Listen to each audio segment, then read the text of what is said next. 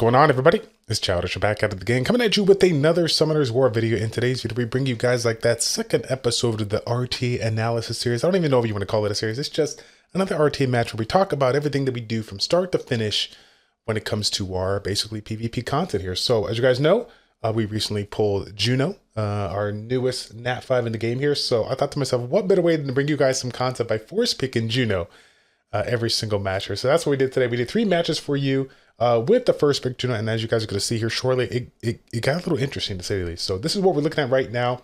Despair, Revenge, Speed, Crit Rate, HP here. We need a lot of improvement.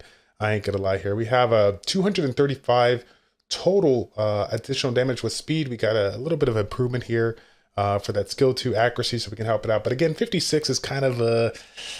That's kind of like, yeah, that's kind of pleb mode here. We need a little bit more, but at the end of the day, I'm trying to keep this on Despair Revenge. I'm trying to get this around the 260 mark so I can enable a couple other units that I may utilize it alongside with. So right now, this is the best that I can do for the time being. So yeah, down the road, I'll make some improvements here, but for this, that's what we're going to be working with. Okay, this is what we're going to be working with. Now, again, like we did last time here, I have a pre-recorded video footage of it, and then we're just going to talk about the thought process here. We'll stop it here and there as we're going through the picket bands, and then we'll go ahead and show the gameplay here at the end. So we're gonna go ahead and press play. As I promised, guys, we're starting out with the first pick here. First pick, Juno. He brings in this, and honestly, this is just so interesting to me. I really don't know why somebody would pick a stripper and then bring in Wusa as well. So I thought I could one up him one time. He's going double Wusa. Why don't I just go triple Oracle? Yeah, so I got the triple Oracle here, which funny enough in hindsight, like, it's as crazy as it sounds, this is actually not too bad of a play, right? We got our strippers if we want to keep Wusa. We have a damage dealer.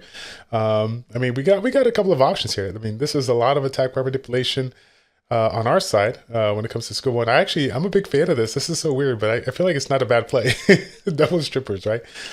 All right, so next one here, he goes the double Beast Rider, which is interesting. So honestly, I took my time. I literally utilized my 30 seconds here, and I feel like I went 200 IQ by saying, okay, I got a ton of units that like capitalize on attack bar manipulation here, and I'm going against 2 damage dealers that it revolves all around speed. But so what better way to counter this by going Vertihill and Leo, right? Because this puts him in a predicament where essentially he needs to force ban Leo if he wants to make his damage dealers do work here.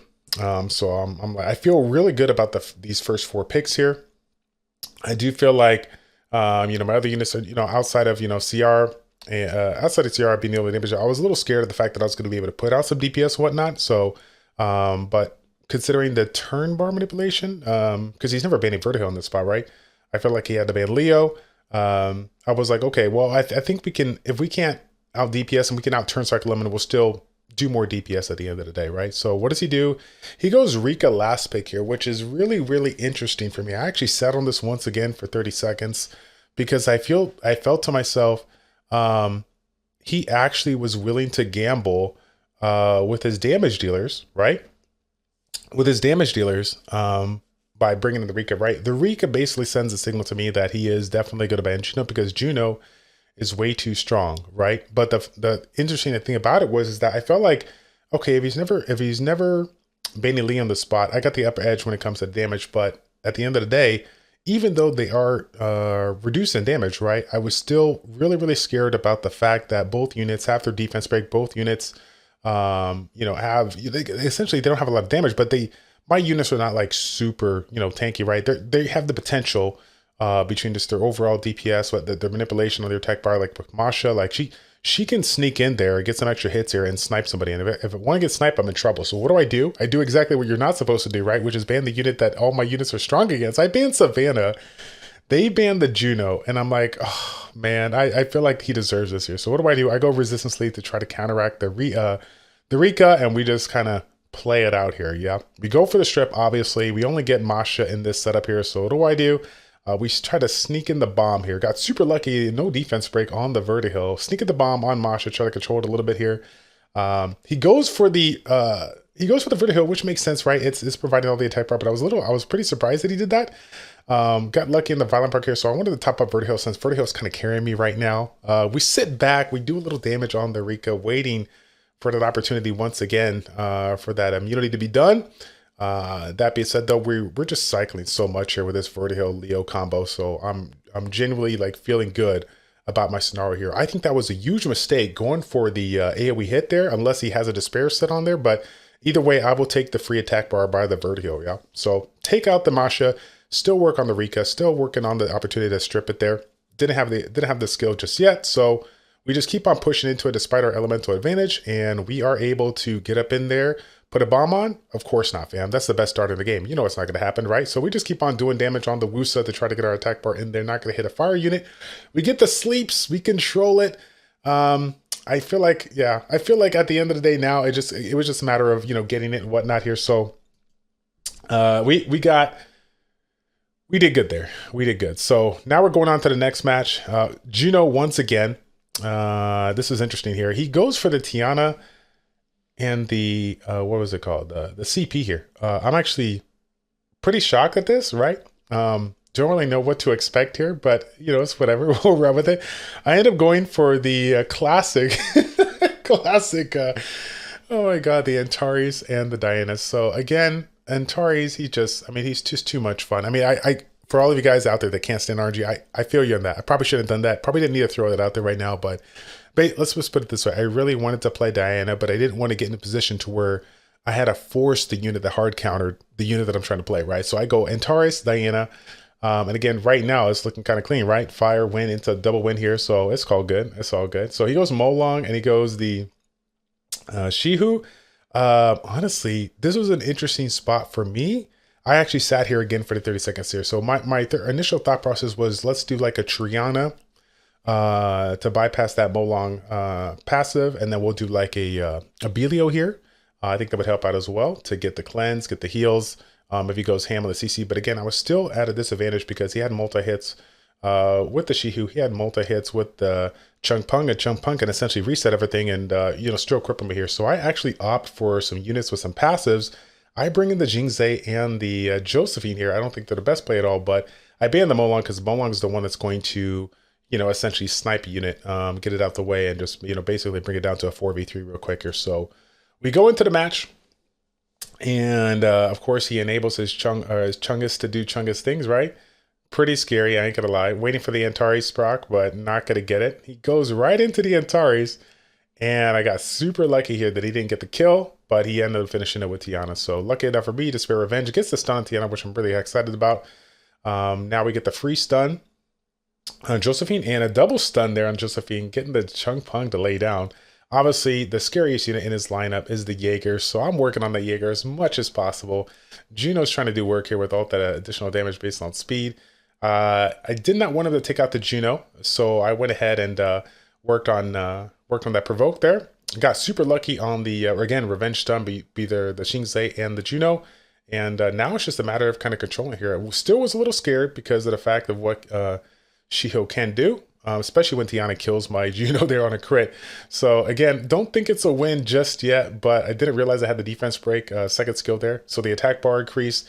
Plus the violent park there kind of secured the win. I ain't gonna lie. Got pretty lucky in this spot, but I'll take it. I'll take it here. So moving on to the last one. I'm actually glad that I apparently pressed this and didn't like look at the actual matches here. So this one again, lead off with the Juno. He goes with the Water Ryu and the Wusa, right? So once again, this is an interesting scenario similar to the first one where they picked a Stripper and Wusa. It's just kind of an interesting spot. I don't really know why people do this. It's like they're trying to mix up two strategies. If somebody correct me in the chat if I'm wrong, because I am not a pro RTA player. I'm just trying to analyze it and try to think what they're doing, considering like laying on the first big Juno. Like what are you trying to do there, right? So what do? I gotta, you know, stick with the meme, right? Triple Oracle, right? I lead that in. He goes with a Josephine and Sekhmet. So this is actually quite interesting. The Sekhmet here is really, really interesting to me. I don't think I've laid anything down that like screams like, oh my God, like Sekhmet is absolutely needed. Again, you know, he's not going to do anything to the Water and Fire Oracle, right? He can reset, but we got double strippers here. So again, I guess he's bringing out the Sekhmet here to do work on CR. But again, super interesting because of the fact that Sekhmet is going to provide a lot of debuffs here that essentially enables Juno to do Juno things, right? So I don't really know what he's trying to do in this spot. It's just kind of an interesting pick to me. So I kind of had set in my mind, out of all the units that is currently laid out, I'm just going to ban the Sekhmet. even though it probably doesn't make sense to most people here. So I put in the Diana and the Daphnis here. So before you laugh too hard, I don't blame you for laughing. Daphnis to me was the absolute waste of a pick here. We could have picked a whole lot more units as far as like the options go here. But the thing of it is that I already kind of have my heart set on taking out the segment and then banning, and then letting whatever damage dealer goes through that he puts out there. And I was like, okay, well, if he leaves that, I'm on a sneaky swift Daphnis build. Like, I'll just snipe it. He's gonna have will on it. It's whatever, right? So he put out the Fire Bison, which enables my Juno. So I'm like, okay, well, is he banning Juno or what is he doing here? Like, I would think he would ban Juno, considering what having 2 units that provide a ton of harmful effects. That would make absolute sense, right? But despite my surprise, he goes for the Diana ban. Somebody help me out in the chat down below. Why in the world does he ban Diana in this spot here? So I'm like, money, cha-ching, like we can do this. So what do? We lead off. We go ahead and do some work on the Bison. Again, the Bison enables my Juno, but it's just kind of a pain in the butt to deal with. My Juno can cleanse it, but I'm like, I'm not trying to deal with, full attack bar control and stuns and whatnot. It'd just be nasty between that one and Water Rio here. So after we take out the Bison, I'm just sitting back, relaxing, trying to get myself an opportunity to take out the Water Rio. Obviously, I cannot really, how do I say, what's the word that I'm looking for here? I still gotta be worried about the Wusa. The Wusa could still put out some DPS here despite the recent nerfs. So yeah, I'm like, I'm gonna work on the Water Rio, then I'll work on the Wusa after that. Again, right now, just kind of doing what you would expect me to do here, loading up the bomb so I can do a double bomb snipe without, popping that shield, and sitting back and watching my Daphnis go away. And yeah, just taking it easy here. So as you might have guessed, we just kind of lay into this Wusa here, attempted to put on bombs, but we can't because we suck. But luckily enough, we got the resistance on the Wusa here. Perfect resistance, so now he doesn't get the shield, but it's okay. No big deal. We got opportunities to strip, don't we, Juno? No, we do not. We get resisted all day, but it's okay. Because that lovely Prohazwana of Violence said, does she strip? Nope, she does not. I forgot. I did sleep there one time with the immunity there. I wasn't going to get the free shield over there on his side. So that worked out really, really good, right? Kappa. So Juno goes into the Wusa. And then pretty much after that, as you guys might have guessed here, it's a 3v1, no holds barred. We're taking names with the triple Oracle RTA combo, and yeah, that's pretty much it in a nutshell. So again, fam, this is going to be it for the video. I'm looking to do, 3 matches, featuring some kind of, unique team or just kind of, showcase matches that I did, in the ladder, whatnot, in the previous matches that I just want to kind of go ahead and commentate over it, talk about my analysis here and just give you my honest opinion about it. Let me know what you guys think about that. I genuinely am enjoying this kind of play. Once again, I mean, it makes it kind of easy when you kind of have these weird matches that just don't go the way you expected. I feel like it brings in a lot of unique content, and I actually have a blast doing this. So if you guys are liking it, y'all need to stop what you're doing. Okay, like the video, subscribe to the channel, and again, if you want to know when the next video drops here, just hit that notification bell. I would greatly appreciate it. Okay, that's gonna be it, fam. Thank you all so much for tuning in. It's your boy Childish and ChildishPlays checking out. Take care, and we'll see you all in the next one. Bye bye.